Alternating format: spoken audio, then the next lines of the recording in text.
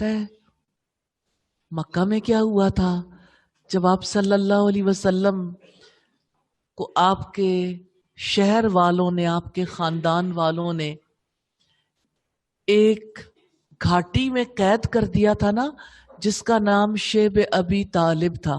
کتنے بچے جانتے ہیں شیب ابی طالب کو؟ تو یہ وہ علاقہ تھا جہاں پہ آپ صلی اللہ علیہ وسلم کے دادا اور ان کے دادا اور ان کے دادا سب اس علاقے میں رہتے چلے آ رہے تھے۔ پھر جب آپ کے دادا بھی فوت ہو گئے اور آپ کے والد بھی فوت ہو گئے تو آپ کے چچا ابو طالب آپ کی کفالت کر رہے تھے نا۔ کیا آپ کو پتا ہے نبی صلی اللہ علیہ وسلم کی کاسٹ کیا تھی، آپ کی ذات کیا تھی؟ آپ کس خاندان سے تعلق رکھتے تھے؟ کوئی آپ میں سے بتا سکتا ہے؟ کوئی بچہ جانتا ہے؟ جی بیٹا، جی آپ بتائیے بیٹا۔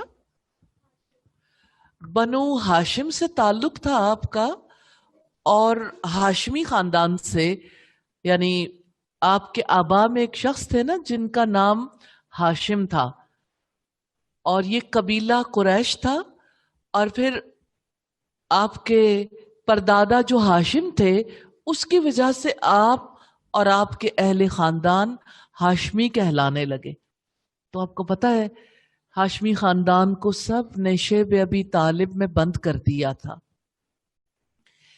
پھر آپ کو یہ بھی پتا ہے کہ آپ کے چچا کی بھی اسی دوران ڈیتھ ہو گئی، اور حضرت خدیجہ کی بھی ڈیتھ ہو گئی۔ جس سال میں حضرت خدیجہ کی ڈیتھ ہوئی، آپ کے چچا کی ڈیتھ ہوئی، اس سال کو غم کا سال کہا جاتا ہے۔ کیا کہتے ہیں اسے؟ عام الحزن، غم کا سال، عام الحزن، کہ اس سال میں نبی صلی اللہ علیہ وسلم کو بہت غم ملے تھے۔ پھر اللہ تعالیٰ نے آپ پر بڑی مہربانی کی، آپ کی تسلی کے لیے آپ کو ایک پیغام بھیجا۔ کیا آپ میں سے کوئی مجھے بتا سکتا ہے پیغام لے کر کون آیا ہوگا؟ آپ کے پاس کون سا فرشتہ پیغام لے کر آتا تھا؟ ہینڈ ریز کریں گے، کس کو نام آتا ہے اس فرشتے کا؟ جی بیٹا آپ بتائیے بیٹا۔ حضرت جبریل علیہ السلام۔ بالکل ٹھیک، حضرت جبریل علیہ السلام۔ تو حضرت جبریل علیہ السلام نبی صلی اللہ علیہ وسلم کے پاس آئے۔ آپ اس وقت اپنی چچا کی بیٹی، یعنی آپ کے چچا کا نام ابو طالب تھا نا، ان کی بیٹی کا نام ام ہانی تھا۔ کیا نام تھا؟ تو ام ہانی جو تھی ان کے گھر پر تھے نبی صلی اللہ علیہ وسلم، اور آپ کو آ کے میسج دیا اللہ تعالیٰ کا حضرت جبریل نے کہ آپ کو اللہ تعالیٰ کے پاس جانا ہے۔ اللہ تعالیٰ کے پاس، پتہ ہے اللہ تعالیٰ کے پاس لوگ کب جاتے ہیں؟ جب فوت ہو جاتے ہیں۔ آپ لوگوں کی فیملی میں کسی کی ڈیتھ ہوئی ہے؟ جی، کس کی ڈیتھ ہوئی بیٹا آپ کی فیملی میں؟ آپ بتا دو بیٹا۔ دادو۔ تو دادو اللہ تعالیٰ کے پاس ہے نا۔ تو اللہ تعالیٰ کے پاس کوئی تب جاتا ہے جب وہ فوت ہو جاتا ہے، لیکن نبی صلی اللہ علیہ وسلم کو اللہ تعالیٰ نے فوت ہونے سے پہلے ہی بلایا تھا۔ اس لیے نہیں بلایا تھا کہ وہ اللہ تعالیٰ کے پاس رہ جائیں، اس لیے بلایا تھا کہ وہ ملاقات کریں اور واپس چلے جائیں۔ تو آپ صلی اللہ علیہ وسلم کو حضرت جبریل علیہ السلام اللہ تعالیٰ کے گھر بیت اللہ میں لے گئے۔ آپ کو پتا ہے بیت اللہ میں کتنے لوگ نماز پڑھتے ہیں، کتنے لوگ ہیں جو وہاں پہ کبھی سجدہ کرتے ہیں، کبھی دعا کرتے ہیں، کبھی رکوع میں ہوتے ہیں، کبھی طواف کرتے ہیں۔ تو آپ کو جب حضرت جبریل علیہ السلام بیت اللہ میں لے گئے تو ایک جگہ پہ جا کے آپ کو لٹا دیا۔ جب آپ نے اللہ تعالیٰ کے پاس جانا تھا تو لٹانے کی کیا ضرورت تھی؟ کوئی بچہ بتائے گا؟ کوئی بچہ ایسا ہے جو بتا سکتا ہے کہ اللہ تعالیٰ کے پاس جانے سے پہلے حضرت جبریل نے کیوں لٹایا تھا؟ آپ کو پتا ہے ہم جب کبھی پہاڑ پر چڑھتے ہیں آپ میں سے کون کسی سب سے بڑی چوٹی پہ گیا ہے؟ پہاڑوں کا سفر کیا آپ نے؟ کتنے لوگوں نے کیا ہے؟ اچھا، آپ لوگوں میں سے کس نے مری کا پہاڑ دیکھا ہے؟ کافی بچوں نے دیکھا ہے، ماشاءاللہ. اچھا، آپ لوگوں میں سے کتنے بچے ہیں جنہوں نے راکا پوشی دیکھی ہے؟ یعنی وہاں گئے ہوں، گلگت یا ہنزا. آپ گئے گلگت ہنزا گئے؟ اچھا، تو آپ نے دیکھا وہاں کیسے پہاڑ ہوتے ہیں؟ اونچے اونچے پہاڑ ہوتے ہیں نا.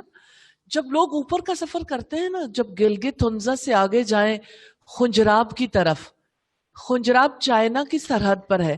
آپ لوگوں میں سے کون سا بچہ ہے جو کبھی خنجراب گیا ہو؟ خنجراب گئے تھے؟ اچھا، اس علاقے تک جب آپ جاتے ہیں تو سب آپ سے کہتے ہیں جانے سے پہلے اگر کسی کے ساتھ لنگس میں کوئی پرابلم ہے، کوئی ہارٹ پیشنٹ ہے، تو وہ جانے سے پہلے آکسیجن کا سلنڈر ضرور ساتھ لے لے، کیونکہ ہو سکتا ہے کہ اس کو سانس لینے میں کوئی ڈیفیکلٹی پیش آئے.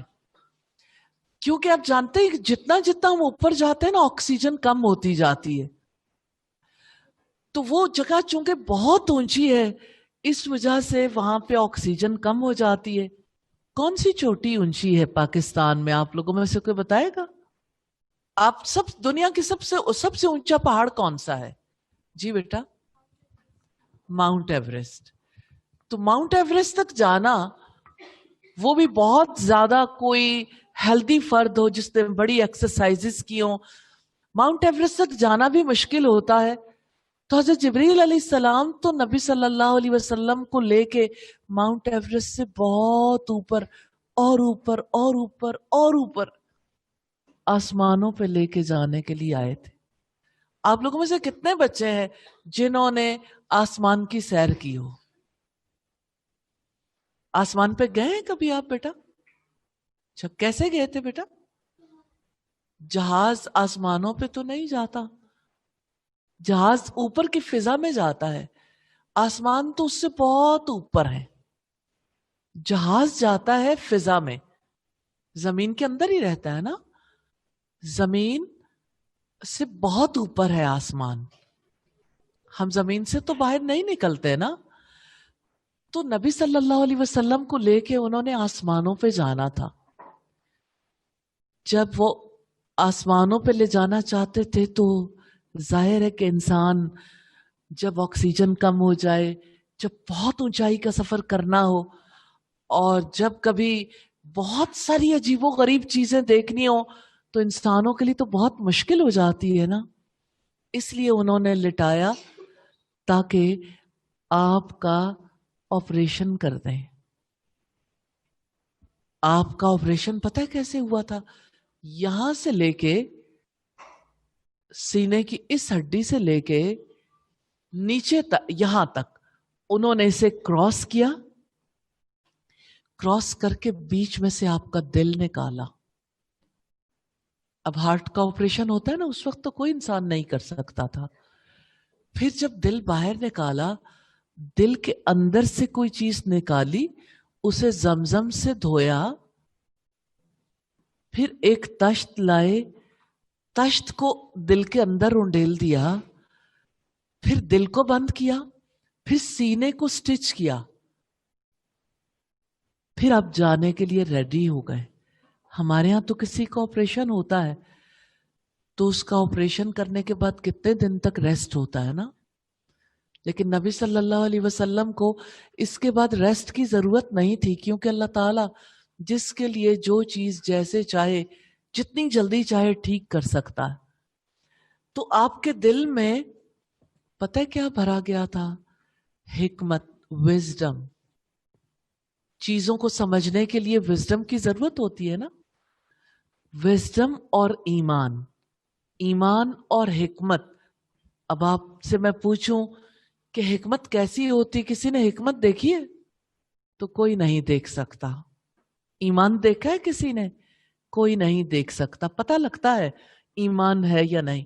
تو انہوں نے تھال لیا اور تھال کو نبی صلی اللہ علیہ وسلم کے دل میں انڈیل دیا.